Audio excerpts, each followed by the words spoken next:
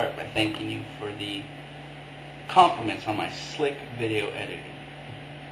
That was my first video, and putting it all together, and I had a lot of fun with it. And I'm glad you at least maybe appreciated the slick video editing, even if you didn't appreciate the content. Thank you.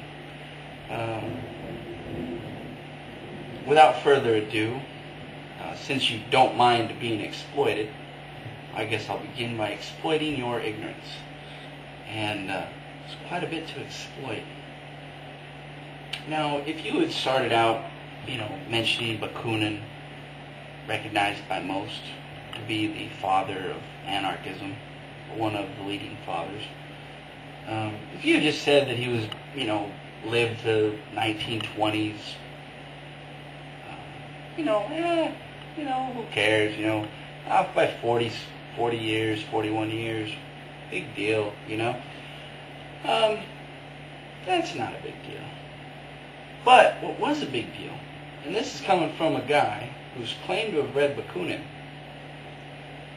is that you try to explain his philosophy based on his influence of the influence of Soviet Russia, a place he never lived in.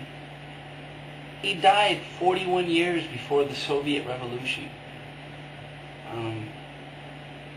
So to say that it had some influence on his thinking, and that that's why he was a socialist, is not only ignorant, it's repugnant. He developed a socialist perspective specifically because he lived and was experiencing the rising tide of capitalism. It's worse, because you go on to illustrate an even deeper level of ignorance when you say he was looking to make the system he lived under work without $2,000 of change and without causing bloody revolutions. Mikhail Bakunin didn't want to cause a bloody revolution. This from a guy who instigated revolts in France, Prague, Berlin, Dresden, was involved in the insurrections in Poland. This is a guy who believed in propaganda by deed, specifically revolution through violence and sabotage. Okay, this is a guy who didn't fuck around. Okay, he didn't talk about having a violent uprising and smashing the state. This guy did it.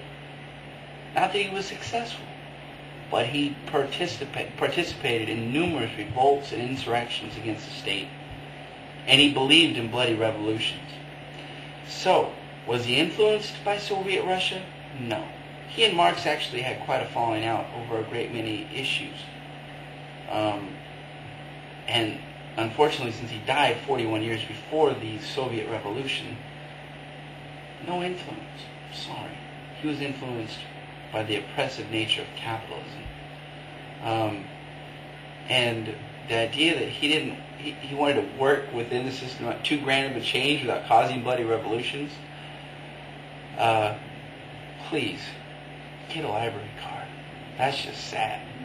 I mean, that's like saying Mahatma Gandhi believed in bloody revolution. I mean, Mikhail Bakunin believed in bloody revolution. That's silly. You ought to be ashamed of yourself. You claim that my differentiation between government and state is ridiculous.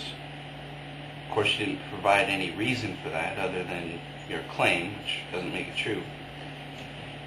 And really, I can understand it. You live in a country where the government controls the state. At least it appears to. So I'm going to give you a real-life example to make it simple. But I would recommend watching the video again to try to understand. There is a difference. Chile, 1970, Salvador Allende wins the presidential election, has control of the government. However, he was never able to get control over the state apparatus.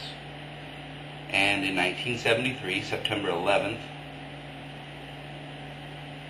he was overthrown, murdered by General Pinochet, backed by the CIA. It's a good example of the difference between government and state. In Haiti, we had similar circumstances, and you can see this basically throughout the world. The state and the government are not the same thing, and even a tiny historical perspective would make that clear to you. You go on that without property, you have nomads. You were pretty hot about that one. I'm sorry. I assumed that you were initiated, at least somewhat, into the science of politics. Obviously, I was mistaken. I had assumed that you'd read Bakunin, or at least were familiar with Bakunin because you'd said so. Clearly, this is not the case. Property. When we are speaking of property, we are speaking primarily, well, let me put it this way. There's a difference between property and possessions. Okay? If you own an acre of land and you're farming that acre of land, that's a possession. That's great. You know, more power to you. But if you own 5,000 acres of land and you are only able to farm 1 acre of that land, and you have to, or you don't have to, you love the fact that you rent the rest of it out to others so they can use that land, that other land is property. Make it simpler. If you own 2 houses, one you live in, the one you live in is a possession. The one you rent and make a living off of is property. And anarchists historically have opposed property. Property, as Proudhon said, is theft. Okay? These are very elementary ideas within political science. Not so much that property is theft, that's debatable. And that is debated within the realms of political science. But the understanding of what we're speaking of when we speak of property should be clear to you. Okay? The idea that without property you have nomads, you're just revealing more of your ignorance. Clearly I'm speaking primarily of the means of production. Okay? When I'm speaking of property, I'm primarily speaking of the factories, the tools of production. And who owns it? The capitalist, who rents them to workers and then dictates how they will work? Or should the workers own the factory and organize themselves and determine how best to use that factory? Okay? I mean, these are basic things. That you don't understand, this is sad. But it's not hopeless. There's always a library, and you've got the internet. Google away, my friend. Google away. Unfortunately, I was a little long-winded, and I don't want to make the video too long. Obviously, I'm new to this, but I figured going over 10 minutes is way too long. So, to just sum it up, you don't know anything about Bakunin. Property, Google. Socialism doesn't work. Seriously.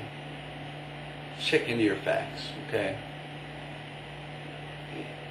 As ignorant as you are about everything else political, science-wise, and the examples you give of socialism failing, please, Google away, my friend. I don't have time to, completely teach you everything. I will try my best, and I sincerely mean that. Your passion for anarcho-capitalism is awesome.